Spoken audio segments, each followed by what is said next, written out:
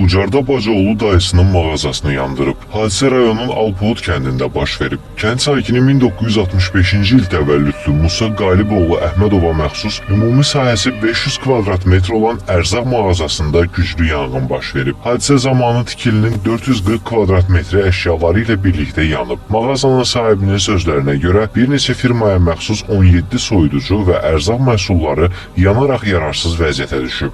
Evdə olmuşam. Mənim böyük uşağım Bakıdadır. Mənə zəng elədi ki, və ata, Qalib əmin dükkanı yanır. Mən də tez zəng elədim yiyəsinə, Əhmədov Qalibə. Deyəm ki, mağazin yanır. Yəni, içəridə heç bir şey qalmır, göz qabağında da hər şey. Təmiz nə varsa hamısı külə dönüb. Nə mağazinidir? Bura qarışıq mallar.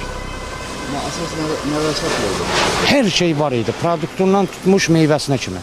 Hadisə yerinə Fövqəladə Hallar Nazirliyinin Ucar rayon yanğından mühafizə hissəsinin canlı qüvvəsi və texnikası cəlb olunub. Yanğınsöndürənlərin səyi nəticəsində mağazanın qalan hissəsi və yaxınlıqdakı tikililər yanğından mühafizə olunub. Musa Əhmədovun bacısı oğlu 1978-ci il təvəllüdlü İlham Abbasoğlu Həsənov mağazanı qəsdən yandırdığını etiraf edib. O, rayon polis şöbəsinin əməkdaşları tərəfindən saxlanılıb. Faktla bağlı araşdırma aparılır.